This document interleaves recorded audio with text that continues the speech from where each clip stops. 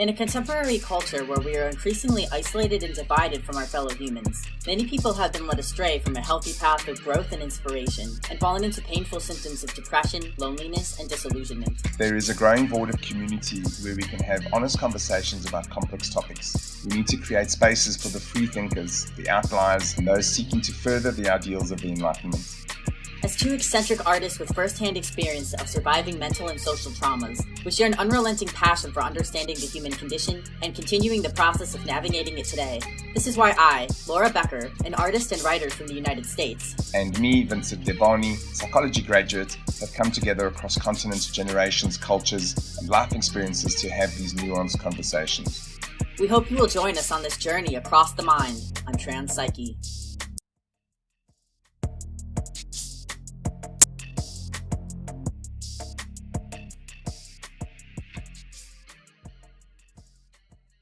Welcome everyone to Trans Psyche episode 3. My name is Laura Becker and I'm here with my co-host Vincent from South Africa. So this episode we wanted to be a little meta about it because I was thinking about language and the way that we even described our own show, because if anyone who's ever tried to write a description for what they do, you know, try to condense like a podcast project and use the exact right language and to have meet that little short character limit for a Twitter description or a bio, you know how it is. So I was thinking about that in the language that we chose to describe ourselves, you know, our ages and where our countries of origin and a few descriptors about us, you know, being artists, and we're interested in humanism and how important labels are to categorizing things. But language is also clearly being misused, and it's either broadened too much or it's narrowed in to be so specific that it actually becomes meaningless, which is a postmodernist concept.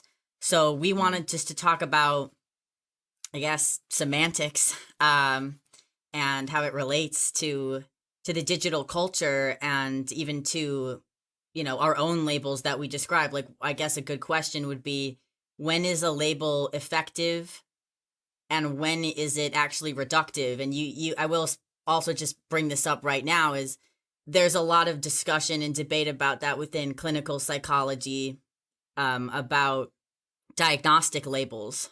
And it, you know, because there's some research has shown that if you diagnose, like I heard more people with narcissistic personality disorder that were actually diagnosed with narcissistic personality disorder, they actually started doing worse. And I can't remember if the suicide rate was higher or something like that, but they really, you know, actually their mental health was worse after they received that diagnostic label. So there's a lot to talk about here. I don't know, Vincent, if you want to jump off on any of these, you know, starting points that I brought up here, especially the diagnostic labels. Well, it's funny, you know, we both had different experiences over the last week or two about language and word selection. And I think, you know, even though Twitter is a bit of a sewer of reactions and overreactions and everything else, I think everyone's aware of like the power of language and how it's used to signal your tribe, you know. And I was reading James Hollis's book again. I've actually read it before, but I like reading it again. And he's a Jungian psychologist, psychotherapist, and he also talks about the language that's used and how we identify ourselves within the each sort of stage of our generations, of our development, of our maturity. And, you know, we all know that adolescents are going to be more sensitive to that phase, that identity is so important that it trumps everything else. And then as we get older in life, you know, you adopt these other identities of, you know, being married and maybe being a professional, maybe being a parent, and those kinds of things. And I think sometimes it's helpful to like just get back to the basics of what are we really, like you and I were saying, we describe ourselves as, I'm a 48-year-old married man who's been an entrepreneur and is becoming a psychologist in South Africa. And those things are all very they combine to be very specific, but they are actually quite broad. Mm-hmm. A lot of people can be either one of those things. And when you get these people who insist on using even more defined and specific terms and longer sentences to describe themselves, it starts becoming a little bit concerning, because you should be able to, your actions describe you more than anything else at the end of the day, which is kind of why you and I are doing this podcast as well. There's many reasons for doing it, but this ability to rather have a conversation that will say so much more than any tweet or any title or any self-imposed pronoun or even profession. Some people sort of pride themselves on being a lawyer or a doctor or whatever, and many people, I think very often people are drawn to that identity of the profession, The artist. The artist. That's exactly. my profession and my soul and what I do, right? That's perfect. Exactly. But it took me a long time to get to that through many misguided nomenclature, like being trans.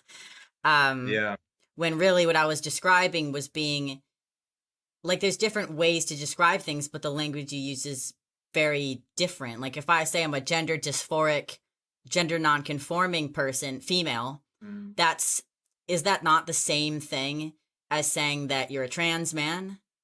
Like, it's hard to tell. I mean, that's how I take it to mean, but instead you say the term trans man, it implies a whole different set of labels. So, did you happen to see that graphic that was going around about the different asexuality identity labels? No. Yeah, there was this whole like little spreadsheet about all the different breakdowns of ace spectrum labels. And someone commented like, for some people who are supposed to be asexual, like there's a lot of talk about sex in here because it's supposed to be a spectrum. And I don't really understand that because I'm very far from anywhere on the asexual spectrum. But part of the asexual spectrum, there's one that's like, you identify as someone who is sexually attracted to other people, but you don't want other people to be sexually attracted to you, which to me sounds like a trauma response. A lot of those things arguably are. And there was some ones that were like, you're attracted, well, I'm sure demisexual, right? Yeah. Yeah, so you're only sexually attracted to people you have an emotional connection to. And a lot of people have told me that over my life. They suggested it to me like, oh, maybe you're demisexual. And I was like, no, I think I'm just a woman. Well,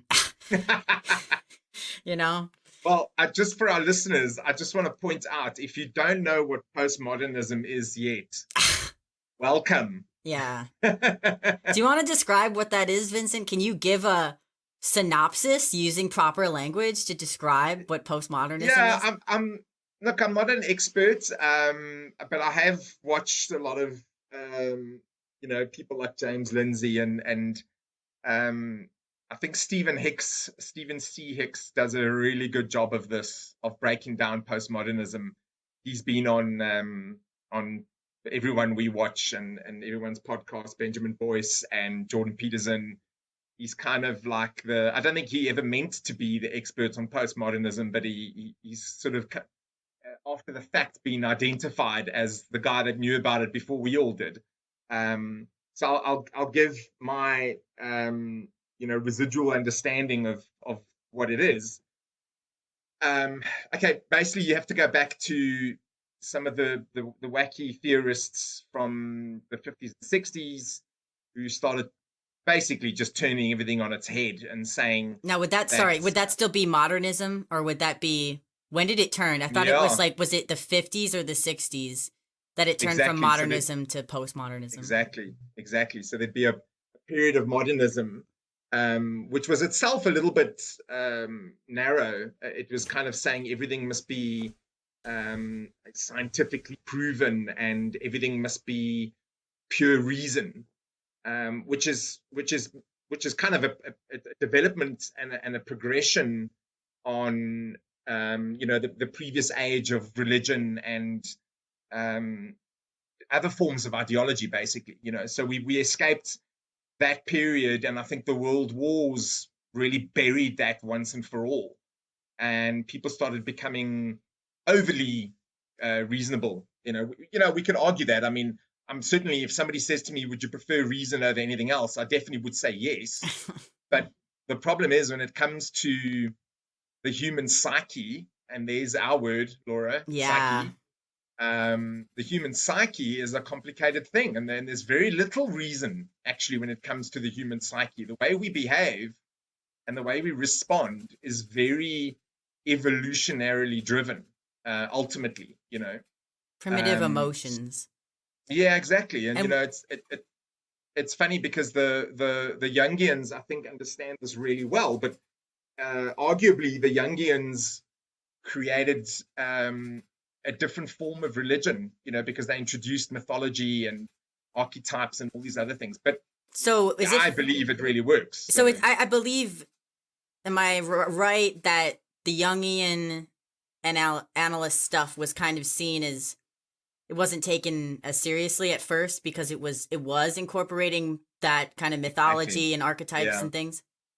Well, exactly, because there was a Freud who was being, you know, completely analytical about, and there's a play on words there, but anyway, analytical about the whole human psyche, and in retrospect, obviously we've got the privilege of 100 years later, we can go, okay, he was probably overdoing it a little bit, but then again, nobody else had thought that way before, and I think what Freud was doing was he was sensing the evolutionary processes. I mean, obviously by then the evolutionary ideas were already quite common. So I think he was grappling with what that meant in human behavior, and he started seeing it in the way we react and everything. So I think mostly he was actually quite accurate in his thinking.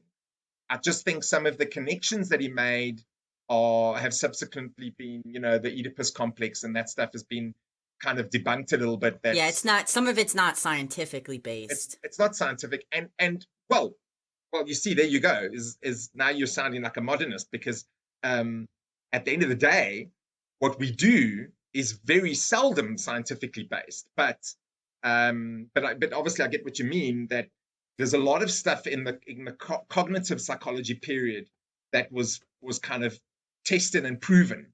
But I must tell you, after all the stuff that I've read and the studying that I've done, as fascinating as all that stuff is, it doesn't actually translate to stuff that you can bring up in therapy. Mm. I can't say to you, oh, well, such and such a percent of people that suffered trauma at the age of 10 will turn out to be bisexual. I mean, if anybody said anything like that, it's very difficult to predict that kind of stuff when you've used these massive studies. And anyway, I know I mentioned him in the previous episode, but Jonathan Shetler kind of pokes a big hole in this, and he does explain that the cognitive stuff and the research stuff doesn't actually help us in therapy specifically. In therapy, Right. you have to listen to someone and you have to apply what you and I are doing. You have to transpsyche, which is transfer this knowledge. You need to cross the mind of the human being. You can't cross a research paper and hand it over to the client in therapy. That they'll throw themselves out the window. You Well, can't do that because you're breaking them down into data points, which is really yeah, data unfair. points. I was gonna say like watered down archetypes, but then you said data points, which Yes, is data more points. more specific. That's a good term. Yeah. Well, that's why I've been thinking I've been thinking a lot about how, like, CBT never really did anything for me. I saw a lot of different CBT based therapists. Now, I don't think maybe they just were not very good. But I was thinking, like, CBT isn't going to help someone who is an alcoholic or has a drug addiction, or they're living in an abusive home, or, they're impoverished. That's not going to help them, changing your thinking. It sounds good. So for me, like, they would always say things that I found kind of generic. I'm like, well, can you give me a step to actually do? That's why Jordan Peterson's just pretty common sense philosophy, but the way he describes it is just incremental self-improvement, like actually taking small practical steps that lead up to higher value goals over time, is more helpful. That's why actually DBT was helpful for me, the dialectical behavioral therapy, because they actually mapped out, like, it was a combination of CBT, but also, there were obviously reprogramming things and techniques to think more rationally, but also they gave you, like, examples of situations and, like, kind of problem solving techniques that were like practical steps to take, which is just, when I first came out of that, I was like, is this really what I needed this whole time? Just someone to actually just break it down just a little bit further and just go a little deeper. To me, CBT, at least the way that it was administered to me, and I've seen it talked about, it just seems really shallow, which is why I like depth therapy, and I'm in depth therapy right now. Yeah. So, of course, if Jonathan Shetler heard you speaking now, he would be nodding his head aggressively, because CBT is very helpful for very specific things. But I think you're a good example of, the kinds of the transitioning that you were in, or are in. If anyone's listening to us now and they haven't heard our previous episodes, both of us really are engaged with the journey, which is why our psyche, the journey of discovery of the psyche. We don't believe in, and even using that word believe is not really appropriate in this context, but we don't subscribe to the idea that you can go for CBT for 6 weeks and come out of it a different person. You'll go to CBT for 6 weeks and you won't be scared of flying anymore, hopefully, but it's not going to change you as a person. It certainly, I think it can, in many cases, it can help people correct self-destructive behavior. I think that's very powerful. So, for example, A&A, I know someone who's doing A&A work right now, and sorry, what's A&A? She actually said to me, Alcoholics Anonymous. Oh, yeah, okay. So she actually said to me, she was going on about how powerful it is and how amazing it is, and there's so much emotion in these processes. But then we spoke a little bit further, and she admitted that some of the people that have been in it for a while are really still at the ground level of dealing with their problems. So it's given them, and of course, Carl Jung was one of the people that inspired Alcoholics Anonymous, because he suggested that they need something bigger than themselves to believe in. So I think there is that power for these types of sort of manualized approaches to correct people's behavior. But anyway, ultimately, you have to have communication. You have to have conversations like this. You have to experience certain transcendental events. And I don't want to get into the whole psilocybin and psychedelics thing. I know. When you say that, I get triggered in a good way. I know that's probably what everyone goes straight to. But at the end of the day, you can have, whether it's self-imposed, some people, go on these long diets and they don't eat for days so that they can have similar experiences. Someone like me, a lot of people are doing that, and that's a pathway towards the same thing. Well, I was gonna say you have to have transcendental experiences, like, with someone who's healthy. So, like, you need to, like, you're the one, you told me one time, like, you just need one person to like understand you. Just Yeah. it really only takes Yeah. one person to be able to show you just a new way of thinking and a new relationship dynamic. That's why in therapy, Yeah. you know, they really stress the relationship dynamic, and that's, you know, a different subject, I guess, but like that, I think that's what was lacking for me in all those other therapeutic situations. There was no relationship there. It felt like that person was playing the role of a therapist or what a therapist should be. They spoke in a certain way that was therapy talk. It sounded like they were using jargon and certain language that, you know, it wasn't negative, it wasn't harmful. Obviously, it was not abusive, but it didn't feel authentic. It did not feel like a relationship versus the relationship I have with my current therapist, the only therapist that's actually been helpful to me in my like 20, almost 25 years now. You know, we actually have rapport, you know, I actually feel like she legitimately understands me, and not just through some like diagnostic criteria that she's checking off on a list. Yeah. And it feels like she has actually real empathy for me, and I trust her, you know, like I don't trust some random person who claims to have the credentials, who's supposed to be an expert in this. They're not an expert in me. They're not an expert in my problems. And so their advice is very one size fits all kind of thing.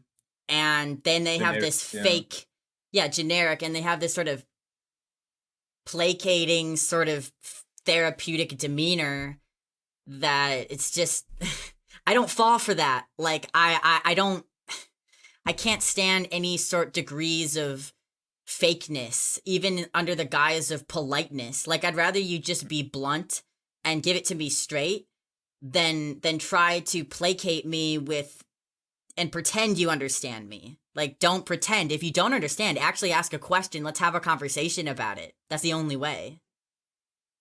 This is interesting. I've just, while you were talking, because I'm this James Hollis book that I'm reading, he kind of mentioned something similar, and I won't go down that rabbit hole because it's Jungian psychology, and it's, you know, probably getting way too not technical, but way too emotional maybe. But there's an interesting thing I've picked up on the way you and I talk. I think the thing that frustrates, and I can relate to this because I've also been for counseling over the years, and I don't think I've ever had a counselor try and apply a specific manualized therapy to me. I don't think so. I would wish them luck in trying anyway, because I probably wouldn't react very well to it anyway. But I wonder if there's a lot to be said. Clearly, a lot of those types of approaches, those short-term approaches we're talking about, clearly they do work. Otherwise, people wouldn't do them, you know. But I think when someone, you know, for example, when I went to counseling, I went to couple counseling it's about 16 years ago now. But what came out of those few sessions was that I was in a transition stage of my life, you know. So having couple counseling was just a symptom of what was going on with me personally. So it's interesting the way you said it, that your current therapist understands you. But I wonder if maybe it's because, well, first of all, that person might have a better understanding of these phases of life, so they can take a step back and watch you within a broader space, you know, of whether it's your generation or whether it's the sexual identity, your expression, your sexual expression, all these other things. And I think that kind of thing maybe comes with professional experience, but also lived experience. She tells me a lot that she's done the exact same bullshit as me. So I trust her because, you know, she has the technical skill and the street, you know, knowledge. And that you can tell. Yeah, I can tell. And the way she talks about it, you know, it's not just like, oh, well, you know, that's a very common that's a very common experience. She'll be like, yeah, I did that. I did that. I remember doing that. I can remember what that mindset was like. And it was kind of like this, but, you know, now I see like maybe it's more like that or, you know, so it's actually So believable. what's interesting is that the person, because I'm just thinking back to when you and I had our first, basically our first meeting, and we ended up talking for 6 hours. The thing that happened there, which is the beginning of an authentic appreciation of each other, is that I recognized that you're like actively going through something, and it's fascinating. Yes. It I'm might a be lab rat. destructive. Yeah. It might be destructive. It might have caused some harm in your life. I know. I mean, I'm not downplaying how serious it was and how it might have hurt people around you and hurt yourself as well. But I think when you're in the depths of something, and someone looks at you calmly and says, "Oh, okay, cool," you know, Yes. instead of like imagine you're stuck in some mud trying to get out of the river, and your friends hear you wailing, so they come over and they freak out, they scream, they throw themselves to the ground, and they say it was nice knowing you, and some of them pass out, some of them run away. You would have like a total freak out. You would like be, Yeah. oh my God, I'm about to die. Meantime, someone else comes along and says, just relax. It's just some sticky mud. If you just wiggle your way that way a little bit, you'll be in the thin mud and you'll come out of it. Right. You know? And sometimes that's what life is. It's getting through the mud of that particular phase, you know. And I think just like I know how I felt listening to you that first time, I was like, you know, first of all, it's fascinating. So I'm really interested in hearing what your journey is. It's not so much that you're going to come out with these like amazing epiphanies that I should be writing down. It's I not so much probably that. will, It's just, but well, you have. I Since have then. so far, yeah. But it's the recognition that this is something that you're experiencing. It's this journey that you're experiencing, and I've been through my own, so I know that 10 years from now, you'll have a version of this to remember and to recount that will be powerful, you know, that hopefully will help other people. I mean, even now as we speak, you know, we're doing this right now in the podcast, you know. Yeah. But to bring it back to the postmodernism and the language stuff that we were talking about, this is why it's so important to actually ride the line between the postmodernist language, which is this, you know, like you were saying earlier, the spectrum of asexual. Okay. I mean, that's a contradiction in terms. And that is postmodernism. That's exactly what postmodernism is. It's meant to confuse and conflate issues so that the subject is devoid of power, because once you remove understanding, you're devoid of power, and that power diffuses back to the person who creates the title, who creates the language. All right. So again, the title of our podcast, Transpsyche. I mean, I don't mean to overanalyze it, but this is the point of choosing those two words: is that we are actually journeying towards something. The language is being used to journey towards something. It's not this nihilistic, self-consuming title or word or phrase. You know, journeying the spectrum across. of asexual, exactly, is going across to something. And I know we can give lots of examples of this, but you know, some of these COVID policies, for example, they've titled them the coming together or the supporting our community or whatever. And in those very policies, they're explaining how the vaxxed and the unvaxxed will be kept separate. Yeah, or like, be kind. This sounds really familiar. Be kind, wear a mask. Like, yes, I saw, yeah. I was photographing some playground equipment because, you know, I like those aesthetics. But I noticed around every like school, like there was signs that are right in front that said like, be kind, wear a mask. And it's like, It's guilting you. It's like it's manipulative, right? Because it's like, okay, if you don't wear a mask, then you're not being kind or you're not being polite. You're unkind. Right, you're unkind. Exactly. So, but you see, this is why to understand, so people listening to this might be thinking, yes, but wearing a mask is how we protect each other from the virus. All right, that's a zoonotic diseases discussion, which we're not going to have right now. What we're interested in is in the kind of topics that you and I deal with is the conflating and confusing of concepts and language. And when you say wear a mask, be kind, it's an example. It's just an example. I mean, I wear a mask when I go out and I'm double vaxxed and blah, blah, blah, blah, blah. But the point I think that we're trying to make is that you could achieve more. And a lot of psychologists believe that we would have achieved more, especially in the pandemic, if we'd said, this is why you should wear a mask. These are the actual reasons why you should wear a mask. Not pick a side and then effectively denote the other side to be the enemy, the cause of the problem, because the cause of the problem is the virus. It's not other people's behavior necessarily. I know it can be in certain cases, of course. I'm not ignorant of these things. So just anyone who's listening, my wife is actually an epidemiologist, so I understand these things a lot better than I think a lot of people. She's dealt with these things since COVID started. Again, going back to the language, it's creating an other. And that's what postmodernism does, because as soon as you say, I don't agree with that phrase, you become the other. And it's convenient. If you're the other, then they can all get together and they can point at you and they can go, look, she's the problem. She's the transphobe. She's the what was it? Binary phobe. What were you called earlier this week? Biphobic. Biphobic. I've never heard that one. Yeah.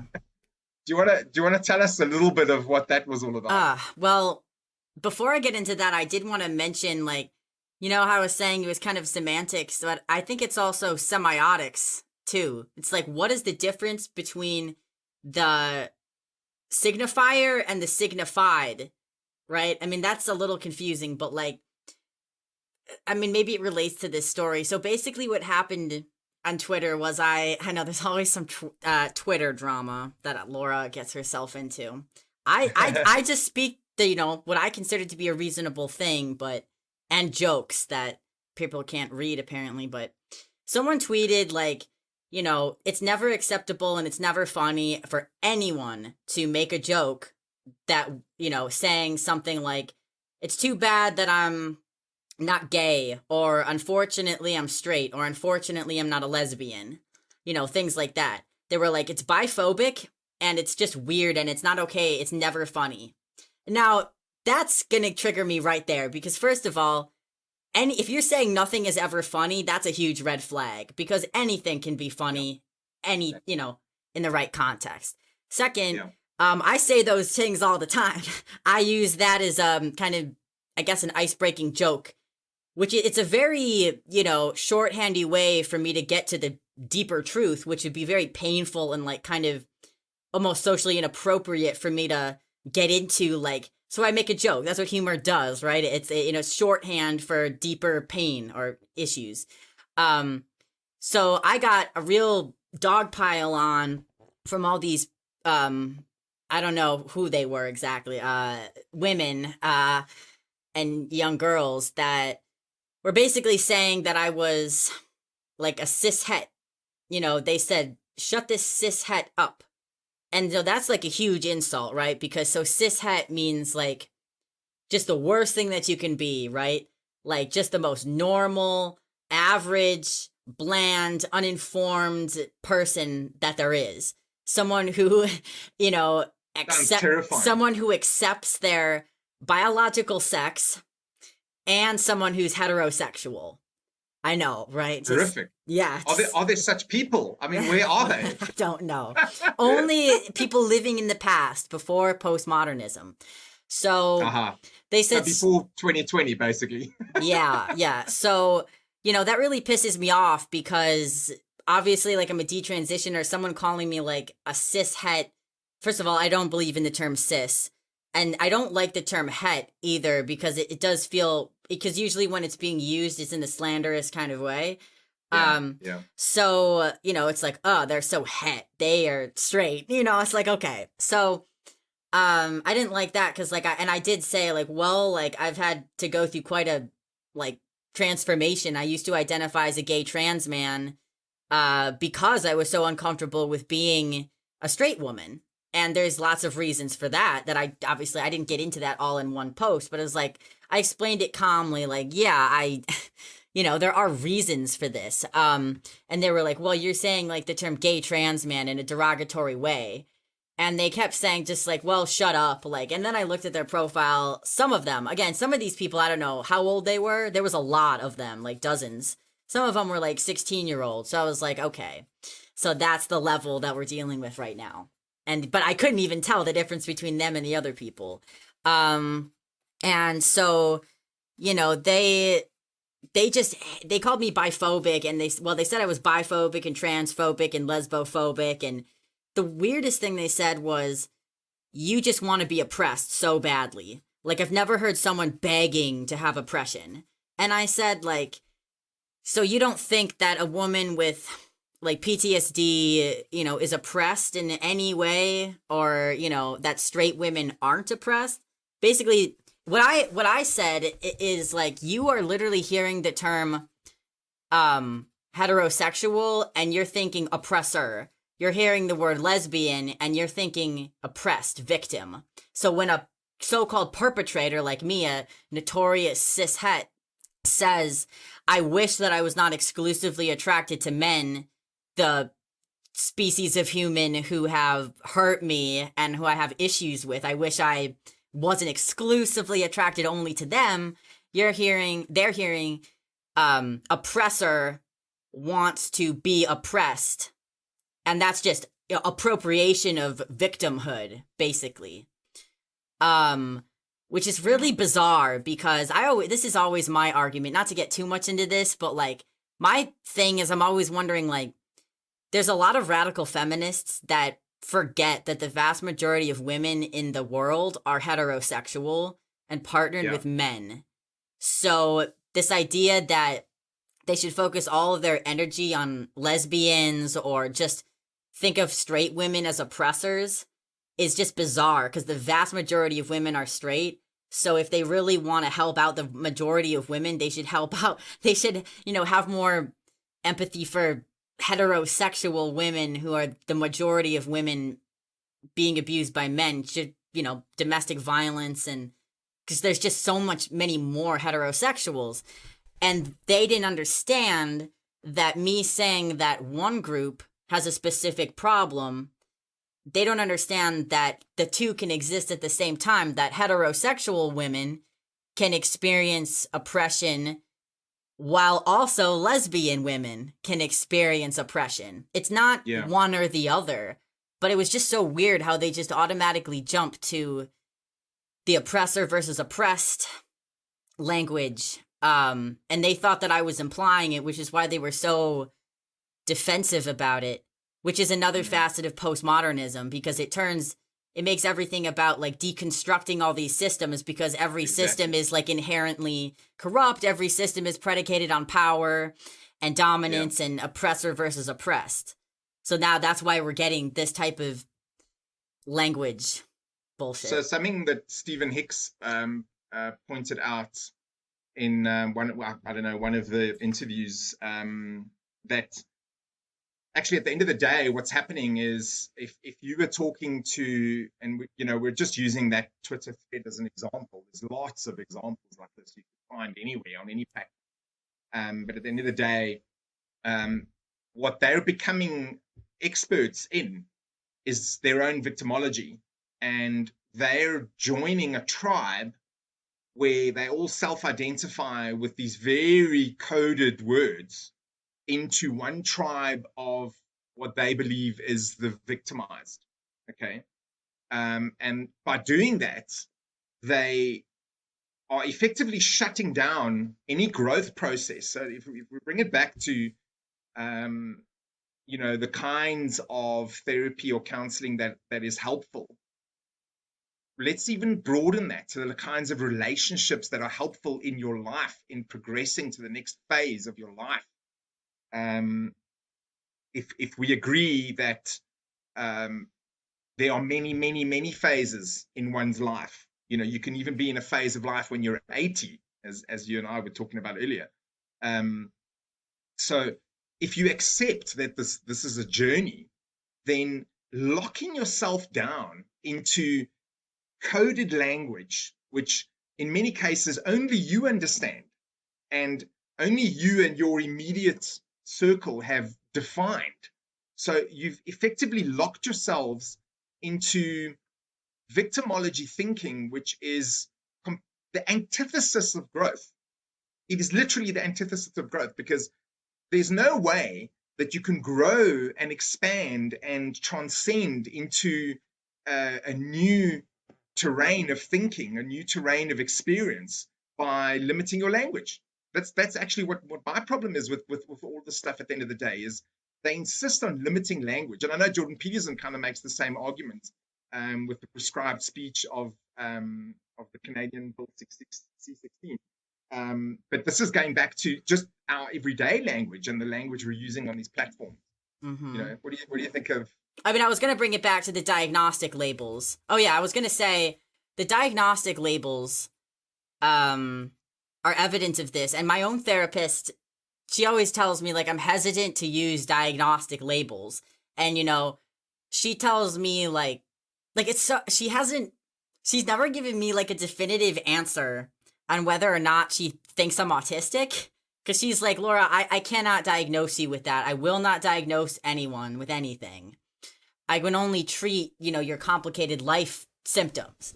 At the end of the day, it doesn't matter if I'm autistic or not exactly, but if I'm having certain characteristics or traits, those are the behaviors that can actually be dealt with. Now, it was very helpful to me to be diagnosed with PTSD and CPTSD, because once you know specific language, you can start searching like specific resources for that. Like I found this really helpful CPTSD YouTube channel, which is like every single word. Like if I didn't have that language base, I wouldn't even understand what she was talking about. But now I know that, so I have reference. But say you stumble upon the wrong set of language, then you get down this rabbit hole of things that you think apply to you or define your whole life. And now you're looking for all these things. It's like I said about the signifier versus the signified versus the sign. Like, am I signifying, that I have autistic traits? These are certain behaviors. Is this actually a sign of autism, or is it a sign of something else? And honestly, the semiotics like confuse me even to this day with the differences. But, I think people understand what I'm saying. Like, do you kind of become what you think you are? So if you are just hard pressed that you are autistic, maybe it is helpful if you get the right resources. But for me, when I was first diagnosed with being autistic, I was 11. They didn't explain to me what that actually meant. The only frame I had of autism was this like horrible condition. And I started reading stuff about it online, about how hard it would be to like find love and success and all these things when I was like 14. And I was like, I hated myself very much already. And then when I read that, I was like, I'm just doomed. Like, and then I just was like, no, I don't identify with this anymore, because I started smoking weed, and then I started being a little more chill and having better social skills. So it was a lot of anxiety was mostly what my social problems were. So it's like, but if I had gone hard pressed into that autism group, maybe I could have gotten resources kind of on the, what's the term? Like on the byway. Like I could have, stumbled upon some proper resources for me. I mean, and usually getting some help, like if you get into well, that's not true though. They do say that bad therapy is worse than no therapy, because it'll discourage you from further growth. But that's kind of, like if I had found like a PTSD page, let's say, that was all about how PTSD, people with PTSD are just whiny victims and they need to, stop whatever they're doing, they're just faking it or something, like that might discourage me from seeking out further resources. So I guess it's important not to just have this one label, but to really look at a set of behaviors and see if, well, I guess that's what they say with abuse dynamics too. Um, is like, does the person's words actually, do their words and actions actually align? So like, just because they say, just because you read like all these symptoms, like I've shown symptomology lists of autistic traits to people that were clearly not autistic. And then they started saying like, well, I like this and that, and I do this and that. And I'm like, okay, you're clearly not autistic. But they're just picking out like different things, different words that they think trigger, a certain thing. That's why diagnosis should be really, really careful, done over a prolonged period of time. And yeah, my own therapist said that, like, I showed her this psychological evaluation, two different ones. One that I got when I was 11, where I was diagnosed with pervasive developmental disorder, not otherwise specified, otherwise, as I call it, light autism. And the second one when I was 22, where I was diagnosed with PTSD. And she said she hated both of them because they didn't take into account who I actually was or why I was actually doing any of these behaviors. Exactly. They just said like, well, she seems to be exhibiting a sign of this, and, that's the typical label for that. And it's like, okay, it has its place because it got me the PTSD awareness, but it really didn't take into account, like what was motivating me or, any other factors about my life. It really reduced me. Like, you don't want to reduce anything just down to like a very narrow restricted set of language or behaviors. Like, you have to have, well, as we've been saying, like a depth approach and, a more holistic, expansive approach.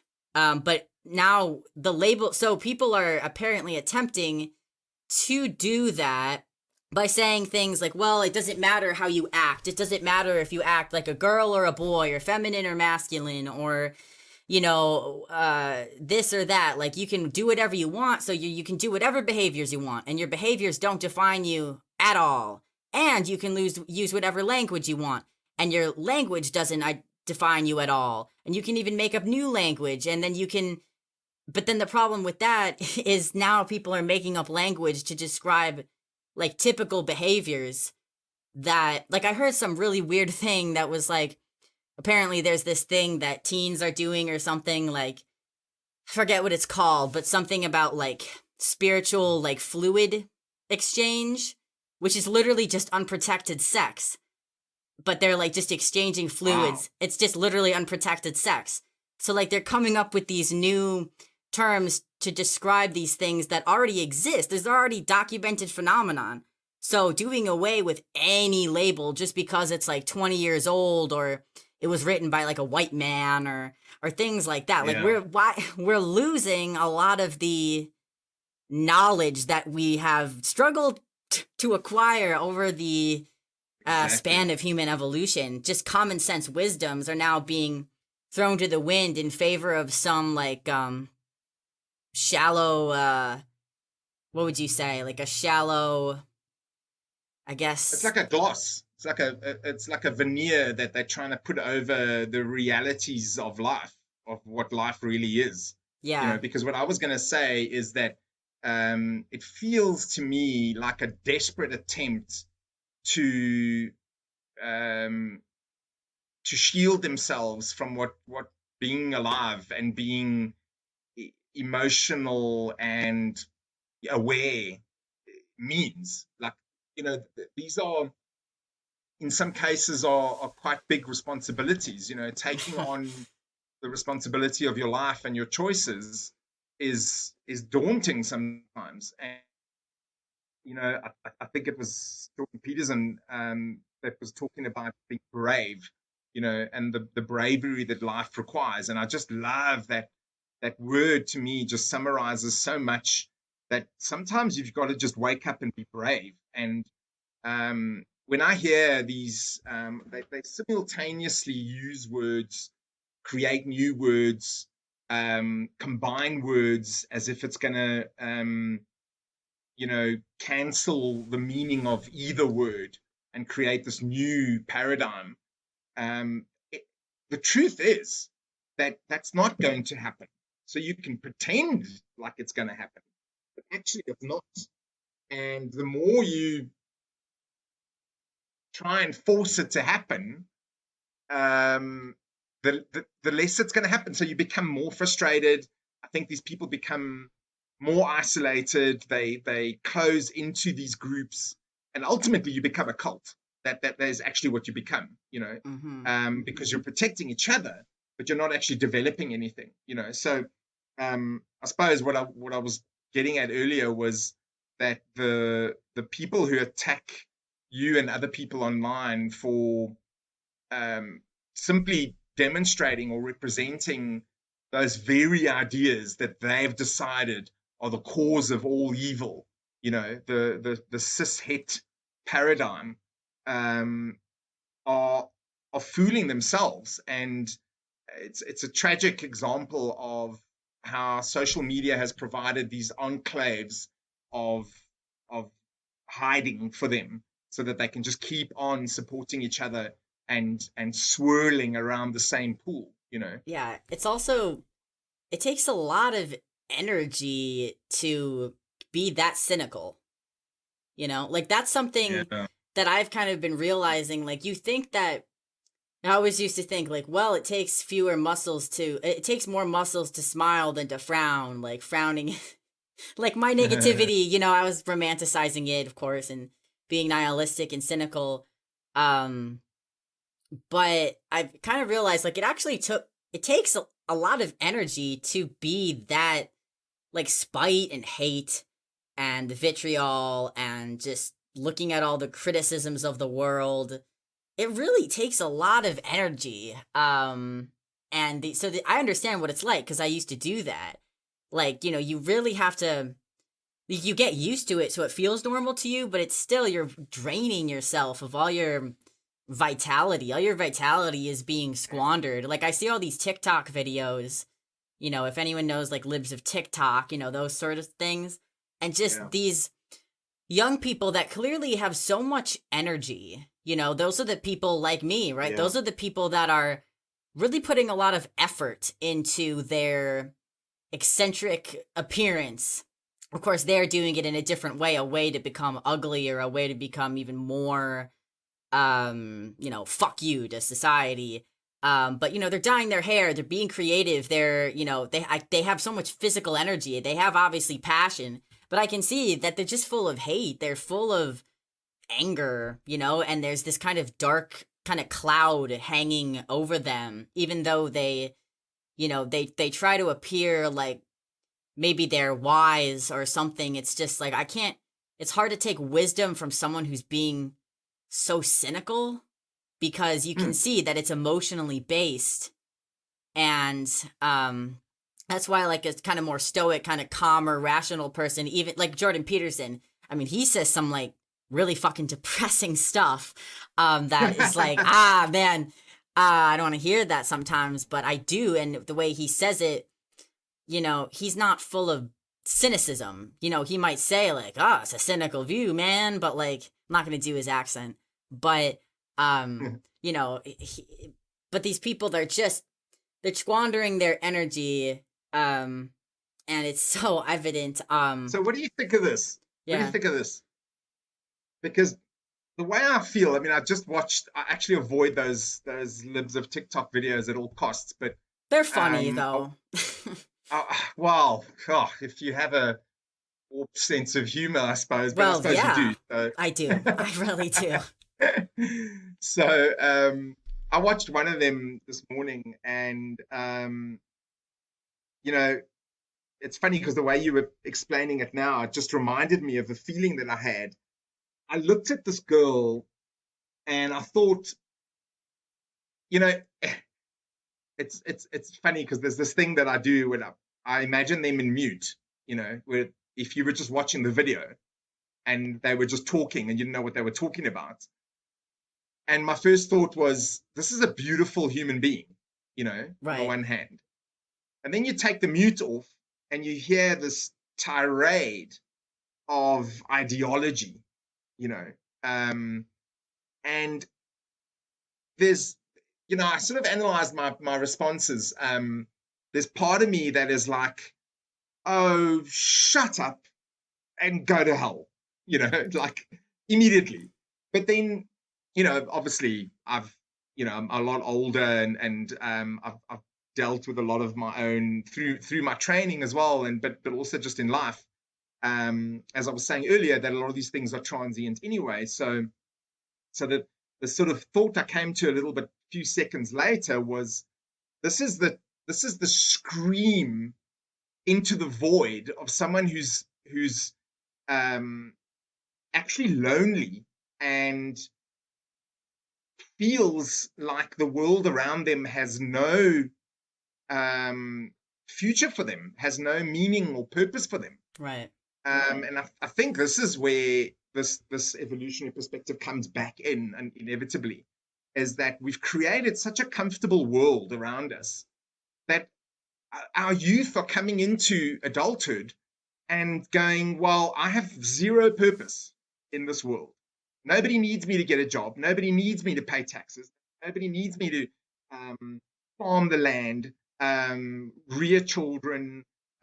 Think about it. I mean, none of these things in They're all 2021 devalued, are all devalued. Exactly. especially for women having children or a family. As well. In many cases, in reality, they're actually not needed at all because someone else is doing it. Okay.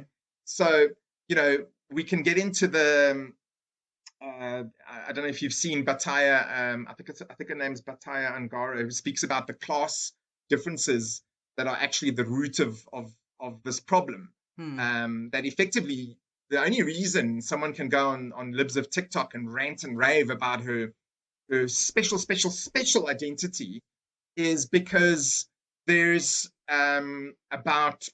probably about 200 or 300 people that are providing services which allow her to turn on the tap, turn on the light switch, and open the fridge for food. Yeah. You should send me that video. Yeah, it's a class issue that you're in a specific space of class. And I have to, if anyone's sort of quibbling already with what I'm saying, this is why I speak from South Africa, because in South Africa, we see it as soon as we step out the front door.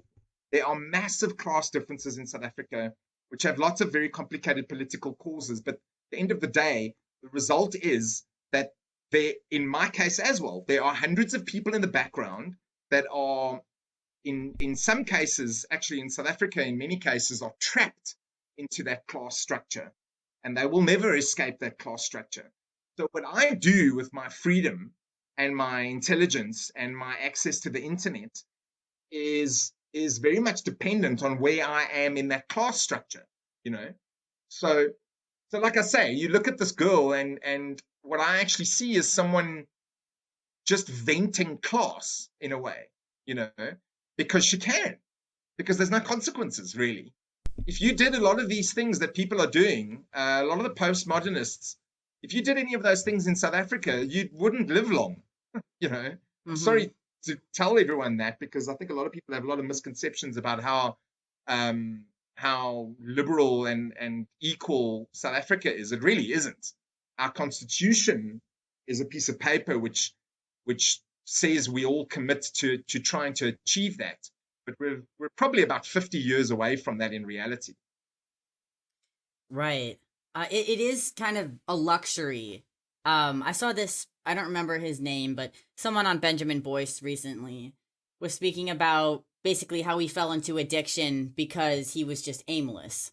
He didn't have any purpose. And I really related. I was never addicted to any substance, but I abused a lot of substances and got into those situations. And I really felt that because I was so bored. And that's, I didn't have anyone to hang out with. I was bored. I was aimless. Didn't have any pursuit of goals because, in psychology, what really brings you the most fulfillment is being in pursuit of a goal. And then obtaining the goal as well, but especially pursuing it. That's why they say the journey is the destination, basically. Which is something I've been getting used to, that idea. I've been adjusting to that because I'm just like, basically, when are we there yet? That's what I'm saying, screaming into the void. Like, when are we gonna get there? I don't want to keep driving. When are we just gonna get there? But then it's like, there's some boring stretches of the road. Like, you drive through like a bunch of cornfields, and you're just like, oh my god, this is so boring and repetitive. But you drive through those cornfields, and then you see like some crazy ass like antique shop, and you're just like, oh my god, like I kind of stop in there, see what that's about. Then maybe you get to talking with like some weird old kooky business owner, and metaphorically, and so it's just all the things that happen to you on the journey. The journey isn't always fun or entertaining. A lot of young people, they don't have a journey, and in fact, like certain journeys that are supposed to bring them fulfillment, right? Like college, higher education, that's supposed to bring you, more tools or more knowledge or access to, I suppose, enlightenment ideas. But instead, it's more like you have to go to college because you have to get a 4-year college degree in order to get a decent paying job so you can afford rent. And it's basically, they just suck the fun out of it. And then, not to mention that but also I'm mentioning it because fuck. They in a lot of these courses, they're teaching all these deconstructive values, right? They're teaching postmodernism. So I haven't been to really any class that, besides maybe this seminar class I took called like The Meaning of Life, which I took when I was like 18, right? Because like God knows that was the level I was at the time. Wow. Unfortunately, the course wasn't as dense as I would have liked. I probably should have taken more philosophy courses. I don't think that would have been as cynical. But instead, every class I was in, it was just the oppressor, the oppressed. And yeah, I did seek out these materials because I was interested in women and race and different things. But it's just, there wasn't any positive psychology going on, I should say that. And even in some of my art classes, the way it's good to look at flaws. Like I learned about, different propaganda in the media through art and things. It's obviously useful, but it's just like, it's just draining. It's draining to put all that energy into learning about just how shitty things are instead of like how shitty things are and what you could actually do about it. It's dedicating. Can I point something out? That. Yeah. There's something interesting that you've just done there. If you listen to, I've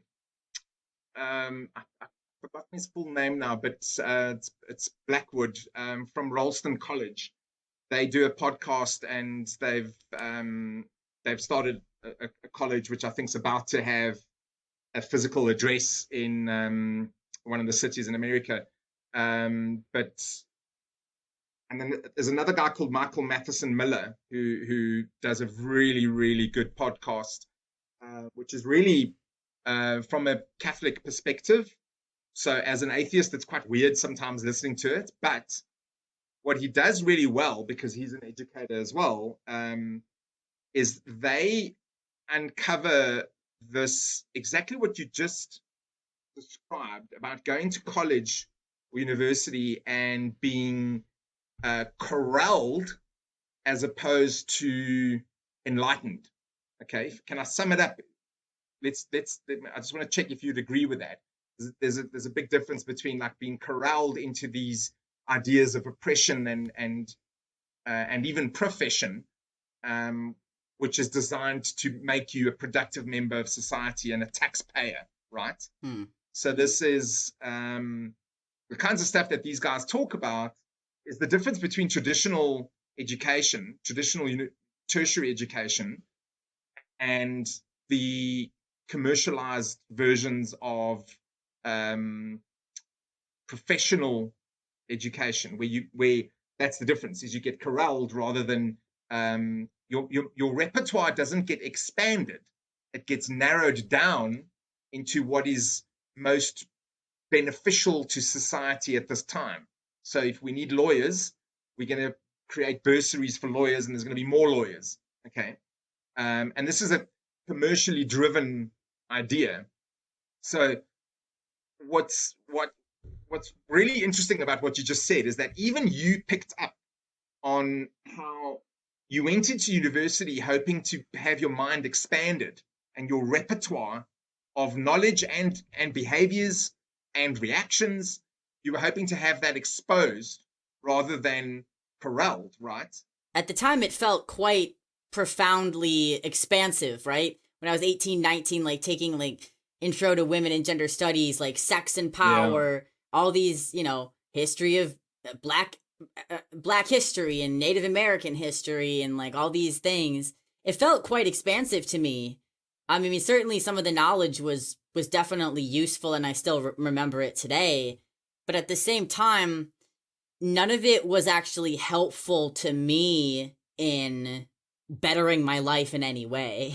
Now, maybe they had self-help courses that I didn't know about, but all of these courses were just so, just very, like, it expanded my worldview to focus on how horrible the outside world was, which really was convenient for me because I was focusing, like, I would spend all day thinking about political issues and historical issues and racism and misogyny and, different things. And then I would go back to my dorm room and just cry, like, and be suicidal all night because of my own problems. So, like, it helped me avoid, I think a lot of people would agree, young people who have come out of that stage of youth, I guess, like, you use larger political problems in order to avoid your actual personal problems. Like I'm all consumed with like the Black experience and sex and class and all this stuff, but I'm not even showering and I'm not even I'm suicidal. So like it helps you take the focus off yourself and just think, oh, well, the world is just a horrible place in general. It's not just me, everyone's horrible. And in fact, I'm actually better because at least I actually care. At least I actually, like, I'm a good person because I, like, take these classes and I research, like, other people's suffering and, obviously on some level that's true. I did legit care about what, other people's problems, but I was also doing it to avoid my own, and I do feel corralled in a way. Someone on some kind of anonymous platform for the school, someone was talking about microaggressions, and someone else commented like microaggressions don't exist anywhere besides your women and gender studies class. And that stuck with me because I was like, is that true? Like I remember, like, this is the thing that is, kind of, when people ask me about my detransition stuff, they ask me like, so you fell for this ideology. And I was always like, well, honestly, I was fairly critical of a lot of it, right? Like I was calling myself like a tranny. I was getting in trouble for calling myself like a transsexual. And I didn't believe that you could change your sex. I did think it was a mental disorder. And all these things, like I was somewhat critical of it. I was just too irrational to have any other path, and I was not presented with another path. So what was I saying? So I was critical of that. That stuck with me, because I was like, well, I believe in microaggressions. Like they seem to be like legitimate. Like people do have triggers. I mean, I have triggers, and this was even before I was diagnosed with PTSD. But that stuck with me because I was just like, like, is there like a bubble? Like, am I in a bubble? And I was thinking like, no, I don't think I am, because there's lots of stuff that I don't agree with. So I kind of I don't feel that I was in a bubble, but I still felt overall that the environment was still corralling everybody more. And, well, if all the universities are leaning towards postmodernist materials and they're having us read like Foucault and all these things, I don't remember what I read, but I remember reading Foucault and being like, he's making some good points. And, I don't even remember it, but it was in the sex and power class. And it was profound. The most profound thing that I learned, just that I still remember from that class, was just this idea that woman is equal to nature. And because woman is so more closely tied to nature because they can give birth, men are jealous of that. So they are jealous of the fact that women is natural, just like how all humans try to subvert the natural world. So they try to control nature so that men, have an anxiety. So therefore they try to control women who are seen as part of nature, like Mother Earth and things like that. So like things like that, stuck with me. I was like, that, I feel like that is true. But then there was some other stuff that I'm sure was just pure propaganda. Yeah, so I think I might have mentioned this in the previous episode, but I would rather go to the dentist than read Michel Foucault ever again. What about Michel Foucault at the dentist? Like, what if that was like the magazine they had out? Would you read it? I can imagine you could get me to confess to some serious crimes by doing that to me. Because, and I have tried, I've read bits of his stuff, but okay, let me not fixate on the long dead white men.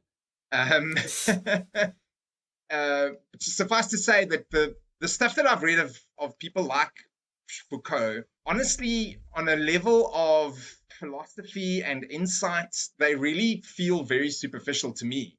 Just because you read something and you think that's true in that context that person has just painted, it doesn't mean it's actually true in the broader sense and over time, so I don't want to get into debates with anyone about, because I really don't care. If you do like Foucault, great, I'm happy for you.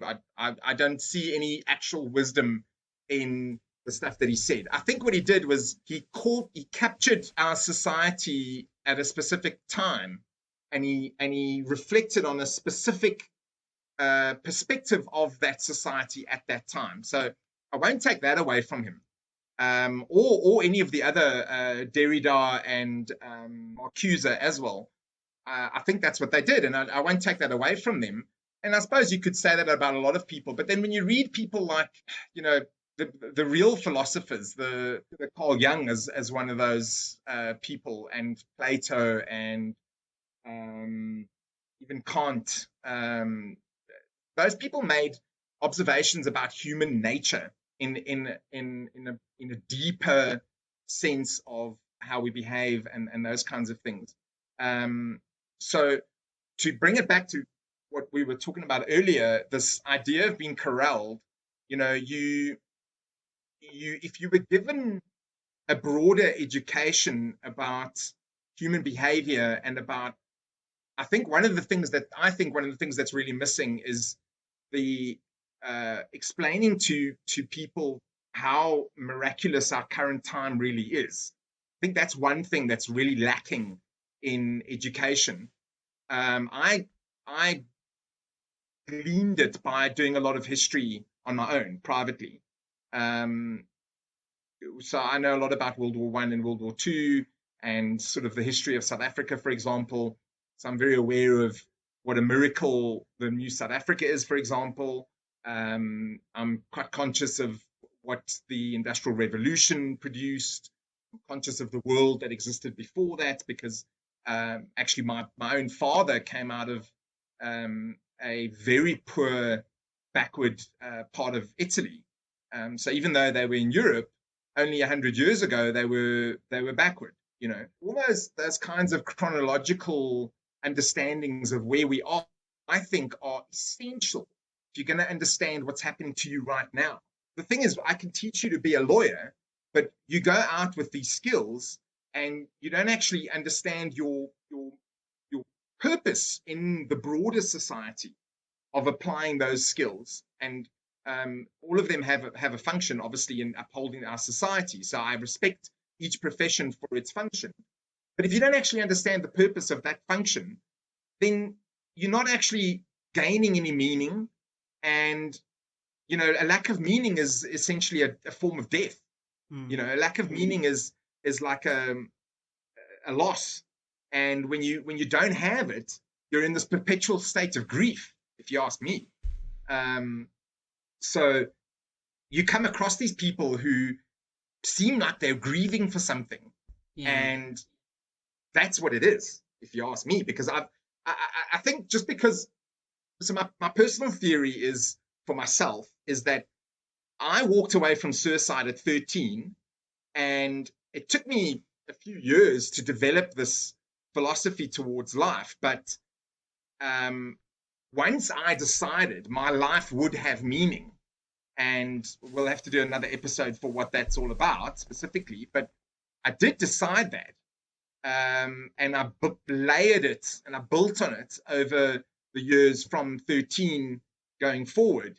So to the point that I got to very difficult stages in later years, but I still had that meaning. And I believe that that's something that people around me recognize. And this is why I've always been in every group of friends, there's always the counselor, So I've always been the counselor in my group of friends. Everyone's very jovial and gung-ho at the beginning of the evening, but by the end of the evening, someone has got me cornered and confessing their latest quandary or their latest sins to me. This happens to me even now. So me studying psychology and counseling was just a natural certification of what I've been doing my whole life anyway. But I really think that's the difference, is that once you've found your meaning and your purpose, the two go hand in hand. That's when things start gelling and they start making sense, and you stop having to explain yourself to everyone else. You just get on with it, Right. And people recognize that. So it's almost like, the bees all know who the queen is. They just know because the queen has a purpose, Right. I'm sinking into sexual binary language here. Well, I was gonna say, first you have to even realize that there is meaning at all to be found. Because, Exactly. I mean, and I completely agree with you. The same thing happened to me. It took me until I was about 23 to actually decide to live. A long debate, I mean, some of it was just like uncontrollable suicidal rumination. But then some of it, as time went on, it started being a little bit more philosophical. And then it eventually came to the point where it's like, no, like, I think maybe there is something more to this that I'm missing, because clearly what I'm doing and have been doing isn't working. I know it sounds like irrational now, but like I literally said to myself, like, I just don't think hating myself has worked out for me. Like it's not worked out for me. So like, what if I tried to like maybe just see myself as a little good, like just forgive myself a little bit? That was the turning point. Like but really it's all fundamentally like, I decided to live, and now this is my life. I'm taking control of my life, and there's certain factors that I can't control, but now I realize what I can control. I think, young people are, it takes a while for anyone to get there, but like young people today are kind of being shown this world that everything is so potent. Like there's so much we talked about this in the first episode, just all the ads and like just there's so many sensory inputs and outputs and distractions. So it's like a simulacrum of meaning. But then like what is real meaning? Texting, like having an online relationship, is that like real meaning? Or like, even just touching someone's hand? I'm not going to get into it, but after just like not having any physical contact for like 2 years, when I held hands with somebody, it drove me insane, literally. Cause I was just like, oh my God, like this is so meaningful. And then I was like, oh, this person is like maybe my soulmate. But then now I've kind of taken a step back. I'm like, actually, no, I think I literally just found so much meaning in just that basic primal experience of like real life, like real tangible meaning. Like holding another person's hand, not just him, he was completely worthless, but just the archetype of that, like what it even means to really have that meaning tangibly, because it's a much different feeling than going on Twitter and someone saying like, I'm sending you a virtual hug or things like that. Like when you actually like literally just touching someone, it's just such a powerful experience that I don't know, I think it's just we've all kind of forgotten what that actually feels like. We have forgotten what, how to plant seeds literally and do farming and all these things. So it's just like, well, where's the meaning? It's like, it's because we don't have to do it anymore because we have the luxury not to. The luxury, now we have to like schedule time to even stand up. And like I was researching like how much time should you be spending sitting around? And they're saying like really every 20 minutes you should be getting up and walking around. I'm just and bending and stretching. And I'm just like, we really have to schedule time to move our bodies the way they were designed to move, to live. Right. It's so, and I'm just like, it's a predicament, right? Because like we want the luxury, like who's going to give up the internet? Who's going to give up? I'm not going to give up like Photoshop, but like, it's a tricky road. This brings us back to why we did this podcast, because like you just said, we're talking about meaning and is there meaning in an online relationship? Okay.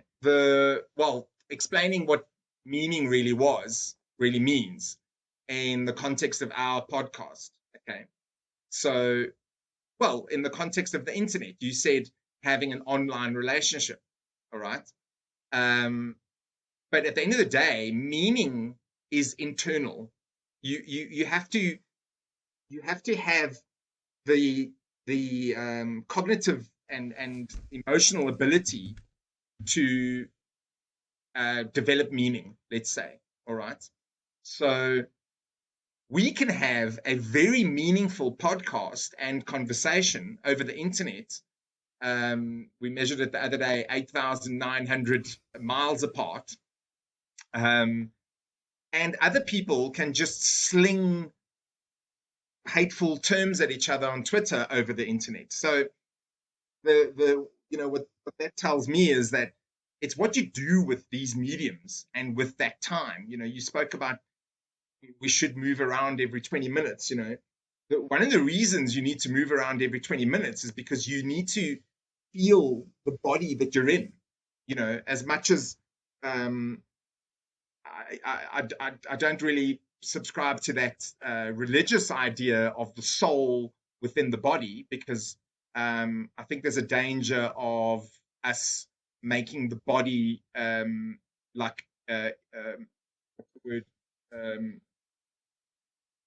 valid, let's say, or irrelevant. Okay. The truth is actually you very much are your body. You and your mind and your soul and your body are actually all the same thing. Right. So when someone says you should get up and move around every 20 minutes, what they're reminding you is that you need to live in this world. You need to live in this body. And intellectually, what I want to just add to that is, when you and I do these podcasts so many thousands of miles apart, we're demonstrating capabilities that the modern world has, whether it's in the conversation, or whether it's using the devices that we use, the internet, etc. But the fact that we're having these conversations about fairly complex social and identity issues inevitably has got to do with the technology we're using, the age we're in, the medium we're using, and all those kinds of things. So, like, I just think like you can devalue things quite quickly and bring them back to meaningless if that's the way you're inclined. But if you're aware and you're conscious of, for example, how far you've come and how much you've overcome, you can recognize how much other people have overcome. And if you can do that, like I said to you before, with one other person, then maybe you can start doing it with a whole group of people. Yeah. Maybe you can start doing it with a whole nation.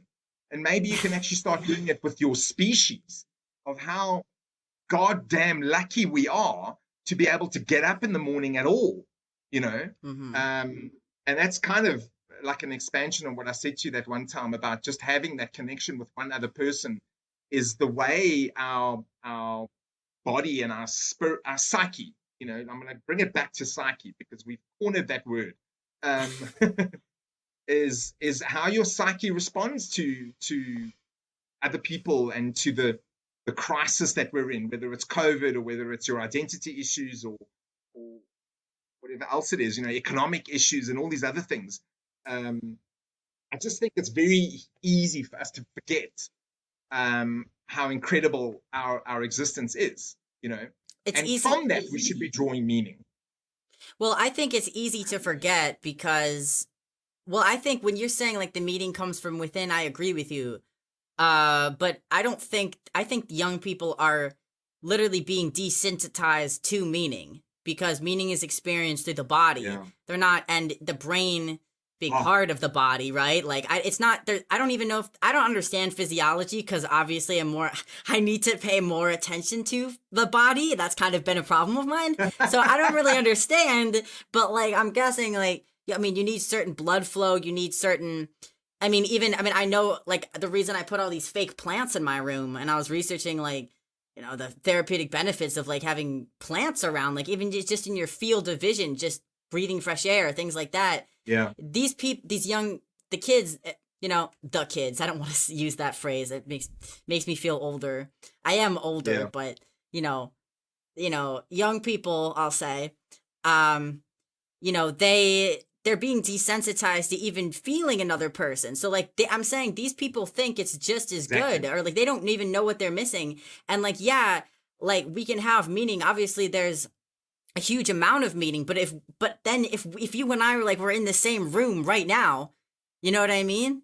Like, or like if we gave each other like a hug or whatever, like the meaning of that would be so much even more profound than what it already is. But like we wouldn't even know that if we hadn't had some grounding of physical reality and experience to begin with. Like if we just lie around, and believe me, I do that. I've done this, and there's some days when I still fall into this, which is like I lie around in bed all day on the internet and I just feel like shit, right? I just get up to go to the bathroom, get back in bed, I don't take a shower, whatever. And it's like, then when I do take a shower, it's like, oh my God, this is like a miracle. It's like, I swear to God, every time I take a shower, I feel like the most vitality like ever. It's like, because it's a sensory experience. It's like it's an intimate experience with your own body and self, and like the water is warm, and like I just look at my like skin and hair and like, just think like, I straight up took a shower yesterday. I was so pensive. I like forgot to like even wash my hair. Like that's how much I'm like deep into my thoughts in there.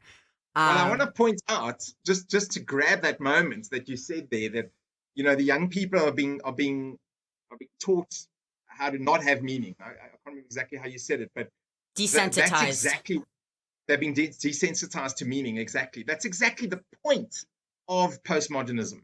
That is actually the purpose of postmodernism. And I think most people think this sounds very highbrow intellectual stuff, but it's happening all around you.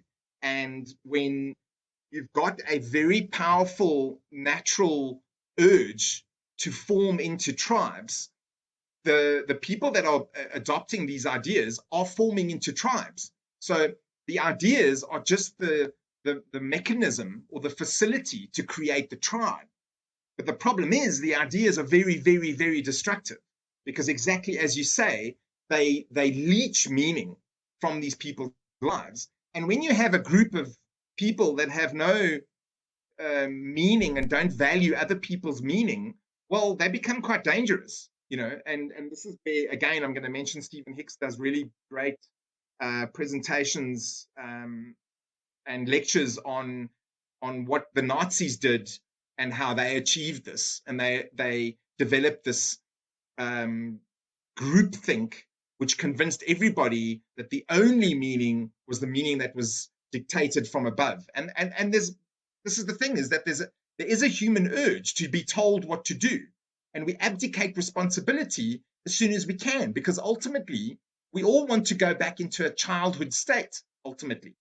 So as soon as someone says, I'll make these decisions for you, we allow them to. So when you say the youth have been desensitized, it's the adults that have allowed that to happen. And I know I'm an adult as well, but unfortunately I've seen a lot of my adult colleagues perform this exact act, and they deprive them of that emotional an experience that you were just saying. I mean, I know you're speaking about a relatively trivial thing of just having a shower, but like we spoke in our second episode about going down into the forest and just experiencing life, when you've desensitized so much of reality, those things don't hold any meaning. And you've decoupled these people from the potential of life and of sensations, let's say, and experiences. And once you've done that, well, you've achieved the goal, because now all they need is directions from above, and they create these fake experiences within their own little world.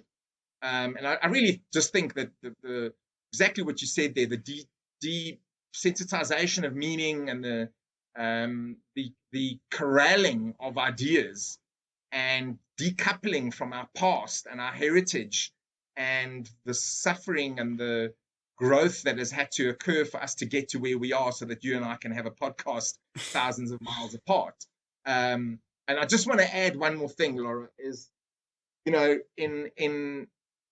is why we're doing it. I know you agree with me, but in this relatively simple act of doing a recorded and published conversation, we're adding to that realm, to the realm of meaning and the realm of purpose, because someone will listen to this and go, wow, that was really interesting. I'm going to investigate that idea, and we certainly hope that we're being pro-social in things that we're saying and doing. But as I said before, neither of us is pretending like we've figured things out and we've got it all perfect and we can now model our exemplary behavior for everybody else. We're not saying that.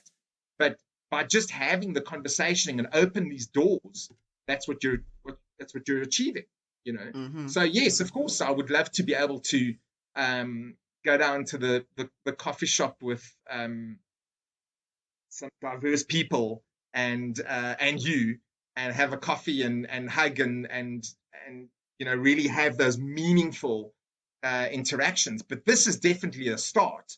And when you look at everything else that's on the internet nowadays, we should be doing more of this, Mm-hmm. Well, that's good, because our podcasts are so long, so hopefully that should compensate for everyone else's slacking in that department. I hope so.